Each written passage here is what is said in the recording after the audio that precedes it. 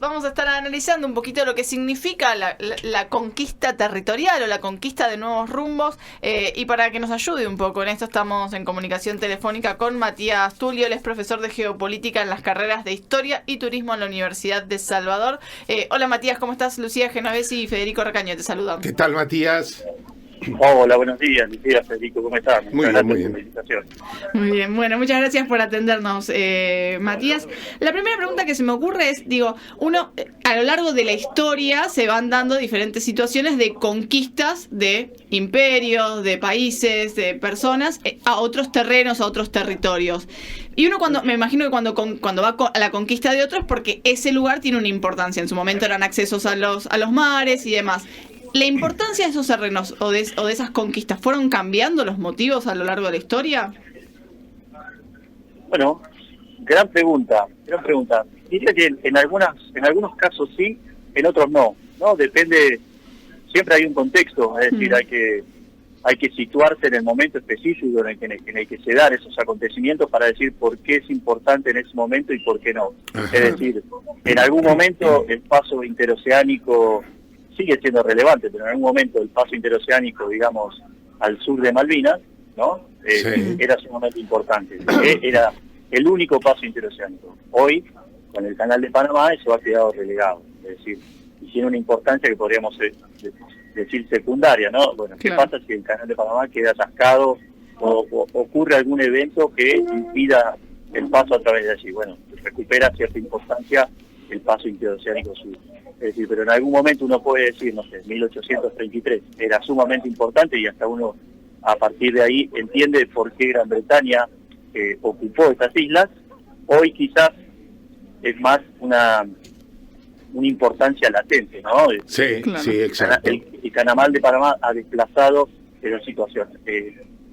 La importancia del pasaje de Drake, del Canal de Magallanes, digamos.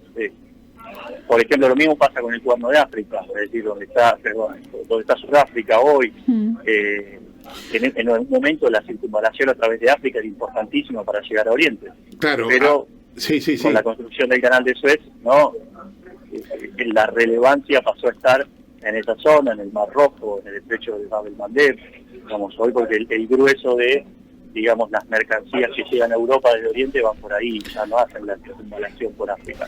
No. Entonces, hay momentos en la historia en los que un determinado punto se vuelve importantísimo desde el punto de vista estratégico y hay otros que quizás por el avance en las tecnologías, en las comunicaciones, deja de serlo, ¿no? O pasa a un lugar secundario. No, está bien. A ver, Matías, lo que vos decís, sí, es decir, al escucharte yo iba reflexionando, en realidad las conquistas que hablamos son fundamentalmente marítimas, por decirlo de alguna manera, es decir, son pasos que tenían que ver con el comercio, bueno, y demás, y entonces te facilitaban llevar de un lado a otro.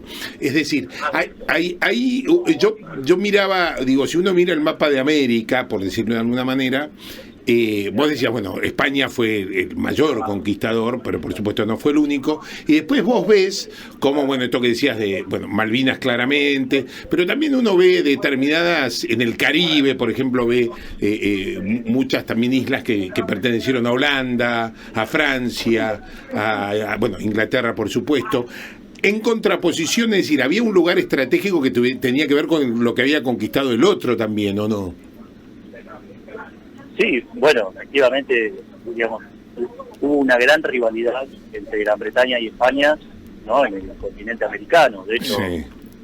no es cuestión que se escapa en los estudios históricos que Gran Bretaña prestó no poca ayuda, ¿no? A la independencia de las naciones hispanoamericanas en su lucha contra España. Sí. Entonces, efectivamente, de hecho hay algunos territorios que no se han terminado de ceder, por decirlo de alguna manera. Es decir, Claro. Francia incluso reclama su lugar como nación amazónica a partir, ¿no?, de su presencia en la Guyana francesa, Sí. en el continente americano, más en concreto en Sudamérica, ¿no? Bueno, creo que considerando la importancia que tiene la Amazonía de acá al futuro, menos que menos va a querer ceder este territorio. Efectivamente, digamos, entre Francia, entre Países Bajos, Gran Bretaña, hubo una gran rivalidad con España en el momento en el que España era la gran potencia mundial, ¿no? Sí, y sí. digamos, las grandes riquezas justamente, o buena parte de sus riquezas, hacían el trayecto a América-Europa, ¿no? Toda la proliferación de corsarios, de piratas y demás estilos de modalidades de ataque, ¿no? Efectivamente tenían el caldo de cultivo era esa rivalidad, ¿no? Por la conquista de, en este caso, territorios que hacían al poder de España, que eran territorios conquistados de América. Ahí escuchándote, ¿no? Esto de la Guyana francesa y demás, y toda la Amazonía, y digo, las Malvinas también adquiere una nueva mirada que por ahí tiene que ver con recursos marítimos, que tiene que ver con posibilidades de, no sé, energéticas, incluso la cercanía con la Antártida, digamos. Es como que se revalorizan y se conquista por las dudas o se retienen conquistas también, ¿verdad? Exactamente. A ver, cuando uno piensa en el pasaje de Drake o en el estrecho de Magallanes, digamos que las Malvinas son un punto central que permite, digamos, controlar ese paso interoceánico, esa vía de comunicación. Sí. Y efectivamente, digamos, uno piensa que si bien faltan algunos años, ya para cerca del 2050, digo que es 2048, 2049, se debe rediscutir los términos del Tratado Antártico, ¿no? Sí. Decir, bueno, ¿qué va a pasar con la Antártida? Y los países que pican en punta son los que tienen proyección. Las Malvinas, o sea, Gran Bretaña, le dan proyección sobre el territorio antártico. Es decir, perder esas islas sería básicamente capitular en sus pedidos actuales, digamos, en sus requerimientos actuales de control sobre porción de territorio antártico. Entonces, es por las dudas y es en realidad porque, bueno, tiene proyección a futuro, es decir, no han dejado de ser un lugar estratégico. Claro, y que incluso a veces hay lugares que no sabemos que pueden ser estratégicos. Claro. Por eso digo, hoy es difícil ceder algo.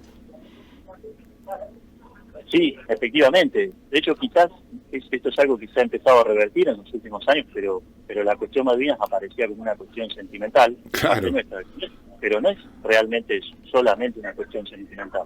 Si queremos las islas, porque son buenas, que lo son, pero tienen una importancia. Es decir, bueno, quizás no sean un destino turístico de primera línea, quizás las tierras no sean las más cultivables, pero su posición, la posición que ocupan, sí es importante de cara al futuro, de cara al control del Atlántico Sur, al control, digamos. Nosotros, digamos, hay un tema que está surgiendo muchísimo, que es el tema de la pesca ilegal, ¿no? Que bueno, hay que definir bien si es ilegal o no es ilegal, pero bueno, como punto de control de lo que sucede cerca de nuestras costas, las Malvinas son importantísimas, ¿no? Entonces, recuperarlas ahí tiene un valor más que sentimental, completamente estratégico.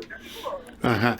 Digamos, Argentina, obviamente, digo, pensado de ese lado, siempre los conflictos limítrofes, no se puede hablar de conquista tan fácilmente, pero también son discusiones que tienen que ver, bueno, el territorio me permite tal cosa, me permite tal otra, hace poco una discusión, unos mapas con Chile y demás. Pero la pregunta sería, nosotros hemos tenido otros países, porque uno visualiza fácilmente España e Inglaterra, incluso, bueno, con Portugal hemos tenido también algunos conflictos, pero tenemos así con otros europeos, ¿tuvimos conflictos que tuvieran que ver con el territorio? Bueno, es cierto lo que decís, fundamentalmente es España y Gran Bretaña. Después uno podría mencionar la presencia francesa y holandesa en Colonia, por ejemplo, en Uruguay. Es decir, en la década de 1840, Rosas no solamente se enfrentaba a los británicos, sino también a los franceses, ¿no? Que también pedían la libre navegación de nuestros ríos internos. Entonces, se podría decir que, bueno, que también con Francia en ese sentido. De hecho, Francia también colaboró en lo que pudo con Argentina en su lucha contra España, ¿no? De hecho, hay algún que otro francés, ¿no? Que batalló incluso en los ejércitos napoleónicos, que después luchó de nuestro lado en las guerras de independencia. Y así que se podría decir que sí, efectivamente, en mucho menor medida, ¿no? Sí. En el siglo XIX, digamos, la Bretaña era el gran imperio, la gran potencia mundial, y de hecho se encargó justamente de dejarlo claro, conquistando puntos estratégicos, ¿no? a lo largo y ancho de todo el mapamundo, ¿no? De Asia hasta América, pasando por África, Medio Oriente, ¿no? Pero en la India, en hablar. Sí, indudablemente. El espacio les cuesta un poco más, ¿no? Les va costando un poquito más. Pero sí, en todos esos lugares sí. Y te hago la última de mi parte. A ver, ¿hay tenemos algún personaje argentino o de convocación conquistadora? Es decir, porque Argentina uno no la ve como una nación proclive a conquistar. Pero ¿tenemos casos, así alguno que haya intentado algo? Es gran pregunta. En principio, lo primero que a mí me surge decir, diría, bueno, Julio Argentino Roca, ¿no? Claro. Sí. Bueno, Rosas también. Claro, Rosas tenía una visión, sí. Tenía una visión, ¿no? De, bueno, el territorio, tenía una concepción, aunque no existiera en ese momento la geopolítica como ámbito de conocimiento, sí. Estaba muy presente en su visión política a un nivel más general. Uh-huh. La conquista del territorio fue efectivamente algo que fue parte, ¿no? de su política estratégica. En definitiva, lo que es, no formaban parte en ese momento de Argentina las tierras conquistadas, ¿no? de la Patagonia. Sí. Entonces, podríamos decir que quizás el caso más relevante en ese sentido. Por lo demás, si uno mira, por ejemplo, lo que fue el reinato del Río de la Plata, en realidad hay todo un sinfín de países, ¿no? que se crearon a partir de ahí, sí. Y salvo quizás Chile, que ha comido territorio de Bolivia y de Perú, en general, el resto de los países, bueno, y Brasil, que se expandió en todas las direcciones, en realidad del resto se ha conformado, ¿no? con la porción que le tocó, ¿no? Sí. No ha habido grandes guerras por ansias expansionistas de los países sudamericanos. Y el nuestro, creo que salvo esa no es la excepción. Pues se puede ver lo que pasó en la guerra de la Triple Alianza, ¿no? En la región del Chaco, pero son más excepciones que reglas y tampoco se puede decir que eso fue una guerra de conquista per se, necesariamente. Así que creo que es difícil encontrar a alguien que uno diga, bueno, no, claro, pero viste que siempre aparece un loco, un romántico, alguno que dice vamos por esto, viste, y después por ahí nadie le dio pero viste, digo, bueno, porque nosotros teníamos, Bullard era corsario, de hecho tenía patente, digamos, era como, vos tenés como personajes así que aparecen en la historia y que vos decís, chavo, viste, ¿habrá habido alguno, viste, que tenía esa vocación imperialista, por decirlo de alguna manera? Claro, bueno, habría que revisar, por ejemplo, sigue siendo 20 años el personaje de Stanislao Ceballos, ¿no? que era un seguidor de la Realpolitik, ¿no? y de la política de fuerza, de poder. Sí. Y, bueno, tiene algunos discursos un tinte no un tanto belicista, digamos, no estaba a favor, por ejemplo, de lo que fueron las cuestiones de Roca, ¿no? para apaciguar los problemas con Chile, ni hablar del pacto ABC, sino que estaba más a favor de una intervención armada. Pero bueno, no tampoco tuvo ese lugar de decisión política, más allá de que sí creo que fue canciller un par de veces como para llevar adelante sus ideas, ¿no? Claro. En términos concretos no lo pudo hacer. Matías, te hago la última cortita de mi parte. Digo, en términos de actualidad, uno si piensa rápido en una cuestión, voy a usar la palabra conquista porque es la del programa, pero digo, de avance de un territorio sobre otro, rápido aparece el conflicto Rusia-Ucrania. ¿Qué otros conflictos que por ahí no son tan visibles desde la óptica acá argentina están hoy vigentes dentro de esta concepción de conquista? Bien, súper interesante, digamos. Creo que hay diversas situaciones que están aconteciendo en el planeta. Hay una que está muy presente ahora, que es una lucha definitiva por el territorio, es la de Nagorno-Karabaj, en el Cáucaso, entre Armenia y Azerbaiyán, ¿no? Sí. Que bueno, digamos, ya han tenido varias guerras por un enclave territorial en particular, que uno reclama sobre sí. Hay otros, digamos, ciertos actores, por ejemplo, acusan a China de estar proyectándose sobre el mar de China meridional a través de la creación de islas artificiales, que se tienen conflictos con todos sus vecinos por ese tema. Y uno dice, bueno, es un avance no necesariamente sobre el territorio, ahí lo estamos llevando nuevamente hacia lo marítimo, pero en efecto es una situación que es en tiempo real. Y después, bueno, están ocurriendo toda una serie de cambios. Hay que pensar también que, por ejemplo, en el continente africano todo el diagrama de mapas y países que se creó básicamente responde a lo que fue el periodo colonial europeo. Y eso es muy difícil creer que se vaya a mantener de esa manera, ¿no? Hay ciertas zonas en las cuales los límites todavía no están del todo claros. Siempre puede ocurrir que hay, ¿no?, una proyección de tal o cual país por sobre otro. Es decir, nosotros en general eso no lo vemos porque pareciera ser, ¿no?, que en Sudamérica los límites están bastante claros y eso como que no existe ya. De hecho, el conflicto que queda entre nosotros y Chile es muy pequeño en comparación a lo que alguna vez fue.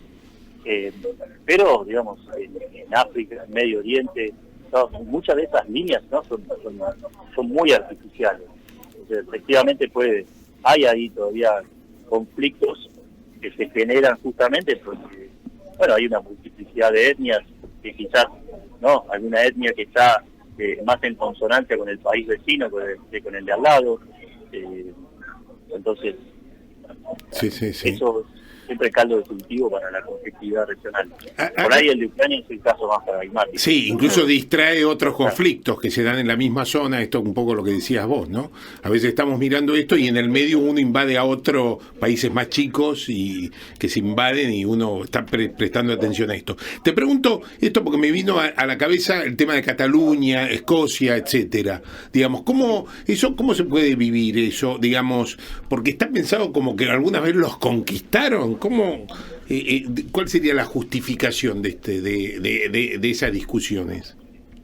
Claro, buen punto. En el de Escocia sí, fueron conquistados. Sí. En su momento, cuando se produce, ¿no?, la definitiva unificación de lo que básicamente hoy es el Reino Unido de Gran Bretaña, ¿no?, se creó una especie de trono de hierro al estilo Juego de Tronos, ¿no? Es decir, que las espadas de